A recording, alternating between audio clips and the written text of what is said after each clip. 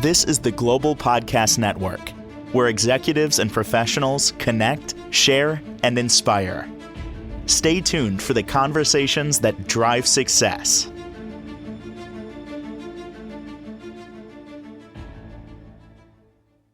Yes, welcome back, everybody. Many times on this program, we get together with people who help other people. And I love it when we find people that walk the walk and talk the talk. And I found somebody that she's been through some challenges in her life and have taken those challenges, spun them around into amazing books and also a life coaching practice to help people realize certain things that may be going on in their life that they might not realize and just help them move forward. We're going to talk with her today. She's the woman behind Soulfully Wild Healing. Sherry Canino is on the program. How are you? I'm well. Thank you, Steve, for having me. Appreciate it. Appreciate you and what you do. There's so much to talk about here, from the books, your journey, how you help people in terms of coaching.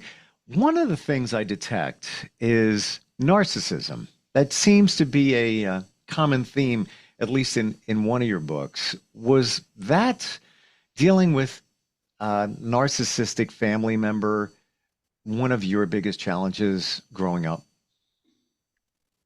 Well, I think when you grow up in a family that's highly narcissistic, you don't realize it's a challenge until you get older and start to realize, usually after you've been in a couple of relationships, like, here's a pattern and you're seeing it from childhood.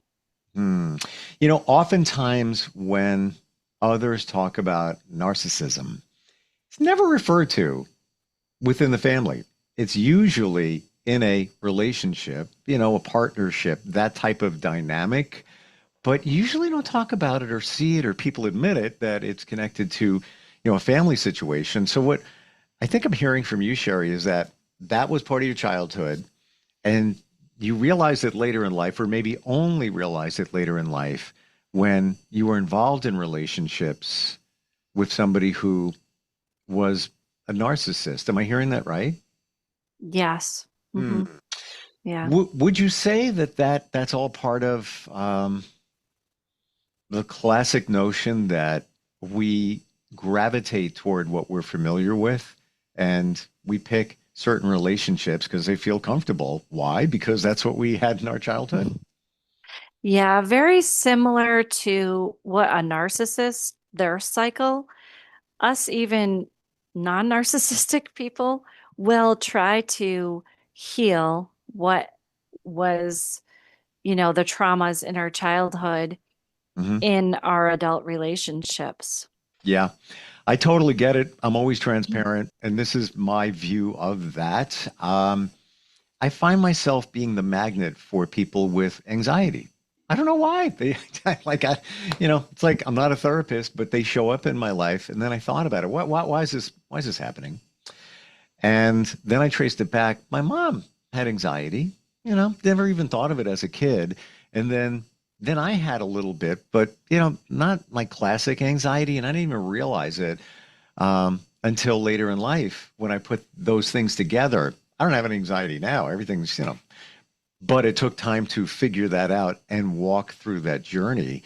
But you don't know until, and it took shadow work and a lot of that to realize these things. You don't know it until Absolutely. you know it, and I got to believe that you coach people to help them realize some of these things that come from the childhood. Well, even in a situation like that, people would be drawn to you because you knew how to handle it. You grew up in it. You naturally knew how to calm people without thinking about it.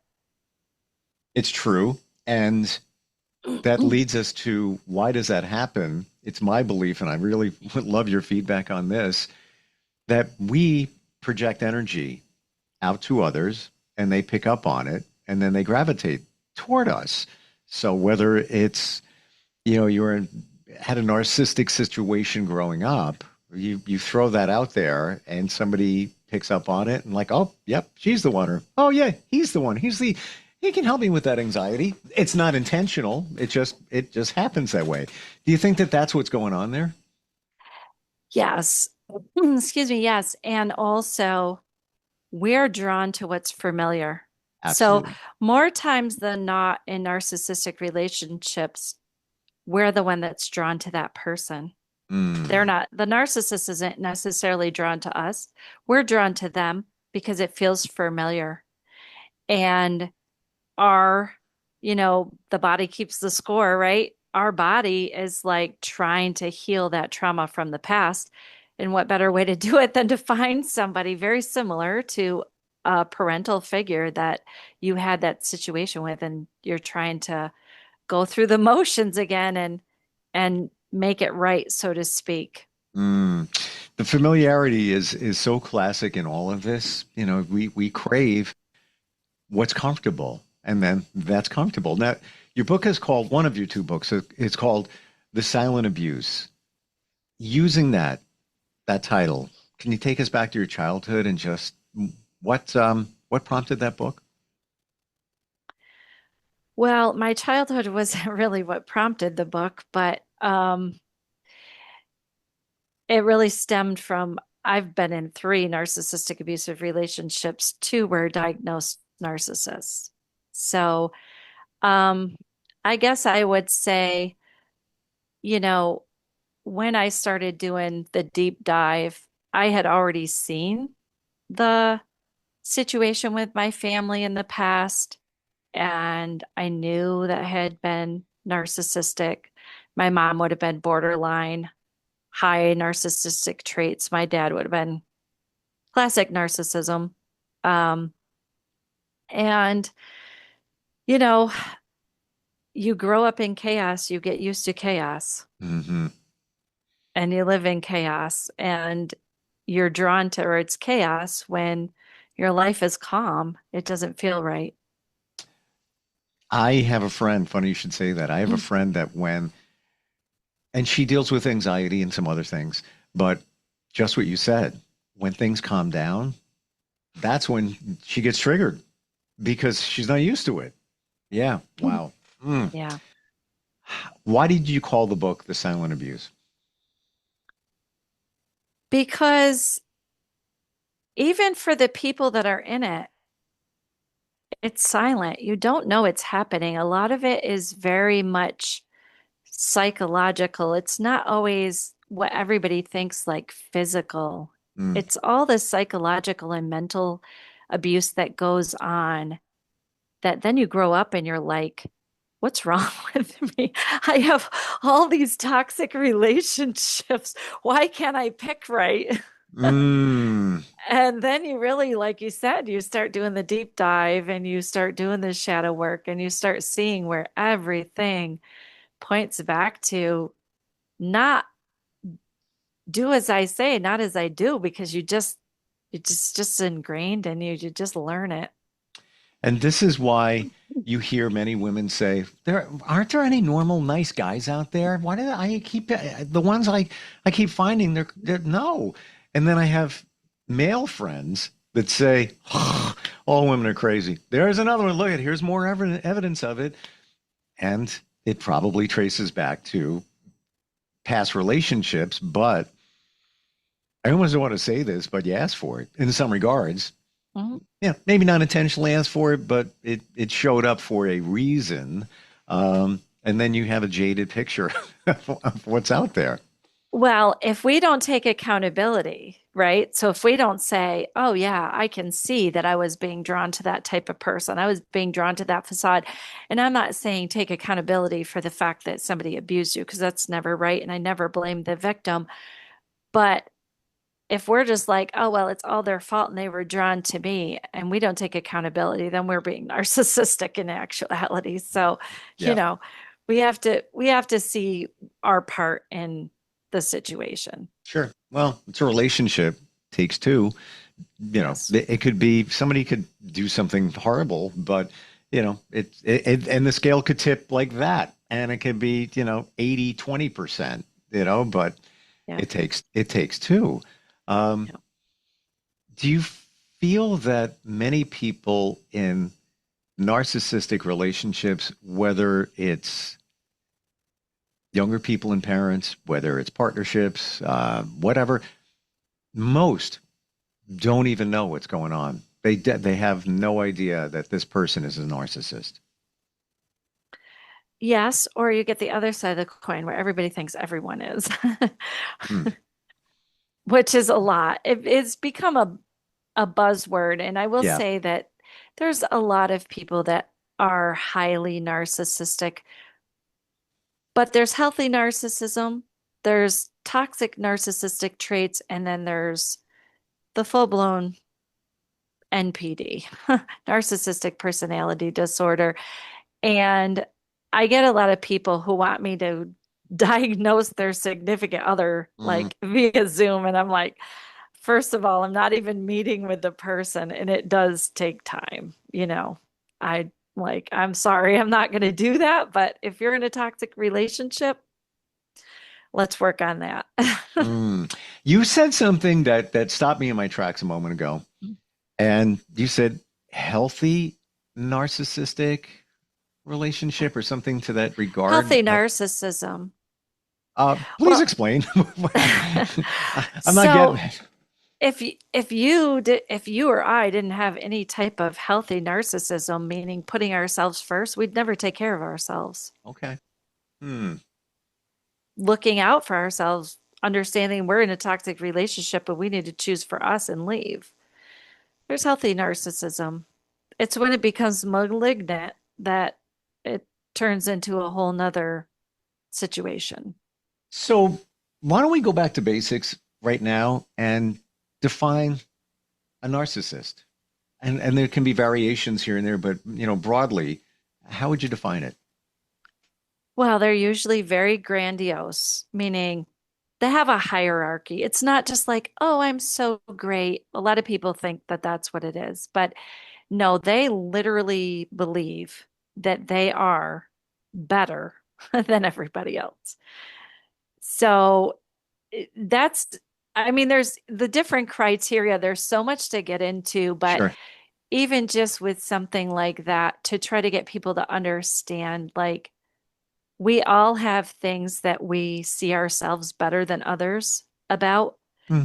but a narcissist will look at people in a room and be like, scope them out and like, oh, I'm better than this person, I'm better than that person, kind of create a hierarchy of where they think they fit up here and where everybody else really fits. That's one of the biggest ones. No accountability for anything. So, you know, anytime anything goes wrong, I mean, could be like, it rained today. Well, it's going to be your fault. They're not, it doesn't Mm, matter what it is. They do not take accountability. It's a shame. It's the personality disorder is based on shame, feeling a lot of shame. So, in order for them to take accountability. I mean, think about times when maybe you or I have like hurt somebody's feelings and they're like, hey, you did this or you said this. You feel bad. Like you initially may feel a little bit like shame, hurt, guilt, whatever. But then we're like, oh, yeah, I can see it. I'm so sorry. Whereas they're going to twist it around and be like, you did this, and that. And, it's your fault. mm. So yeah, there's so much to narcissism. I mean, they have like the criteria of defining it, but what people don't understand, it's not like one day out of, 300, we might feel better than somebody in a certain circumstance or whatever. It's like all day, every day, 365, and they're very delusional. So they live in a fantasy world that they just create. They create this, what Professor Sam Vaknin calls a false self. They Mm. basically have abandoned in childhood, they abandoned their own true authentic self, and they create this fake facade, which is what we're all drawn to. So most of them, and I will say at least, I don't know with the women, clearly, but for the men, what I was drawn to was the fake facade of being a strong man. Like that's what I wanted, a man's man. But once you start to get to know them, you realize that they're not strong in anything. You know, they're actually adult children and they're very weak in the emotional and mental capacity and very immature in the capacity Mm. there as well. So, So it sounds like it's the grand facade where they're just covering up for what's inside, and what's inside maybe shame, uh, feeling inadequate. Um, Maybe they got bullied, and mhm. that has turned into that shell of narcissism to make it, look like they got it going on. They're strong and all that, but Yeah. it's all a facade. Yeah. You'll see a lot of them, and I people are going to be like, "Don't say that," but I've noticed a lot of them, especially this day and age that tattoos have become a thing. A lot of them will have a lot of tattoos. They want to look big and scary. They'll do things. They'll smoke cigarettes, things that give them what they think in their mind, the look of I'm tough, I'm strong, don't mess with me. And what a lot of people also don't understand is that a lot of them have been brutally traumatized and abused as children. But there's the other side of the children, more so, I think, in this day and age that are coming up that are very narcissistic, is that they've been overspoiled, told they can do no wrong, helicopter parents, Mm. parents that parentify them, parents that don't want to let them grow up, that want to like make them their best friend. Wow. Yeah. Um, you've studied this. You've lived it. Yeah, I've done a Mm. lot of studying, a lot of studying. I find it fascinating, and yeah, it was a buzzword that kicked in, I don't know, 5 years ago ish, Mhm. 7. Um, Still around, obviously, now that there's Yeah. awareness. Um, I've heard that the best way to deal with a narcissist is to present facts. Always give them the facts, because they can't deny the facts. But hearing what you're saying is they'll do whatever they have to, to deflect it. Yeah. Yeah. So a lot of people call it gaslighting. So a psychopath actually gaslights because they know the difference between truth and not truth. Uh, Narcissists will confabulate. So they actually believe their own lies. They lose a lot of time. They dissociate so much that um, I think it's said that they lose about 80 to 90% of their memories throughout their life. Wow. Yeah, so they make it up as they go along. And so they don't know that they believe their own lie. Like present them with facts, that's a huge narcissistic injury. So you're gonna see punishment. You do that to a narcissist, I wouldn't advise it, but I Wow. advise walk away, Well, walk this away. this you crystallize it in what you just said, that they're walking in a fantasy world. Hmm. So it's Yeah. not like, yeah, I'm going to play her. Yeah, she's going to play. I'm going to dominate her with my mind, and play these head games and everything because it makes me feel big and stronger and all of that. But that doesn't seem like what's going on here. They're damaged. We all are damaged in Mhm. some regards, but they're damaged in a certain way that they're just believing their own BS. Yes. I didn't know that when it comes to a narcissist. Wow. Yeah. Mm. And how do you deal with that? I mean, That's just it. You could be like, here's the facts, like here's hardcore facts. And, yeah. you know, Mm. at that point, yeah, they can't deny it, but you're going to create a huge narcissistic injury and they're going to silent treatment, they're going to a lot of things. It depends on the one, rage, Yeah. they get into a narcissistic rage. It looks like a giant toddler, like throwing a fit, but can be pretty scary. This is insightful, interesting, a bit scary. The your book called The Silent Abuse. Tell us a little bit about that. So that's my own personal memoir and my account of my life, a kind of a an overview. I feel like I could write probably three more books, but um, it kind of gives a little bit of from childhood on up to, my last narcissistic relationship and what it's like growing up in a narcissistic abusive home. I work with a lot of clients who have, and I actually have had a few people reach out and like, can you do more TikToks on, you know, growing up in, having a narcissistic parent? Because my parents have passed because I'm the youngest of eight, but a lot of people's parents are not. They're still alive, so they're still dealing with it. So, I'll just give you an example with my mom, especially as she got older. So, I'm working early stages of when we started having cell phones, so I got a job, I'm working, and she would just call me nonstop.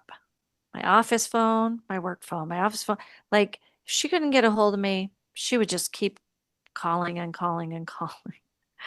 Hmm. And I would finally answer, and it's like, I was very much parentified. So I was her go-to best friend. Let me tell you everything about how dad is terrible and everything he's done. And, you know, so You were the therapist.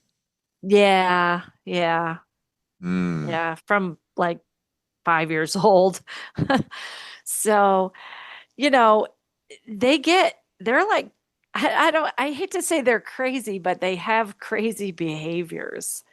And I would have to deal with that. So, I mean, I'd be like on the phone, and I'm like, Mom, I can't talk now. I'm more, my boss would be walking back and forth, and and that's in adulthood after I've moved out of the house. The first thing that comes to my mind is that you've moved on as an adult. You've left the nest, if you will, and Right. she may have been feeling, well, I'm losing her. I need to, tentacles have to come out and Yep. bring it back in because I need Oh, her. yes. Why do I need her? Well, I can dump my stuff on her, but Mhm. also at the same time, maybe a control thing too. Oh, yeah. They're Yeah. all about control. And Wow. I would be the one that would give her what they call narcissistic supply. So validation, Mm. you know. I was trained to be like, yes, dad's terrible. We hate dad. I know you're the victim, on and on and on. Basically, it sounds like you told her what she wanted to hear just to get it over with, move on, you know? Yeah, it's actually a trauma response. That's called fawning. Oh, my gosh, I'm learning a lot today, and I'm I know I'm blowing your mind. Too no, you much. are. Too It's like, much. we hear the term narcissist, we loosely know what it is, but the depth that you provide, um, you're like the go-to expert in my world here when it comes to this category. Well, on my website, I will say, on my website, soulfullywild.com, I do have the 9 criteria of diagnosing a narcissist. So I do have a reference page with stuff for people. I try to keep putting stuff on there I try to put out as much free stuff as I can because narcissists are infamous for just financial abuse. So, Part of me wants to go to your website and see those 9. Part of me doesn't because I'm going to look at it and say, "Oh, I never knew that person was a narcissist as well." Sherry, we're out of time. Um, okay. we have lots to talk about next time we get together. I Um, know. give us your website once again. Soulfullywild.com. Love it. And love what you do and what you provide. Certainly when you go there, much insight on the books that you have. And if Yes. anybody is, feeling that they're going through challenges, not even in a narcissistic way, just looking for some life coaching and want to pilot their life forward, reach out, go to the website, start a conversation. Sherry, great having you on here. Thank you, Steve. I appreciate it. I appreciate you. It's going to take me a little while to process everything we talked about because it's lot of new stuff that I didn't realize that I thought I knew. And we'll get together next time and dig in more. Thank you so much for being here today. Thank you. Appreciate it. This is the Global Podcast Network, where executives and professionals connect, share, and inspire. Stay tuned for the conversations that drive success.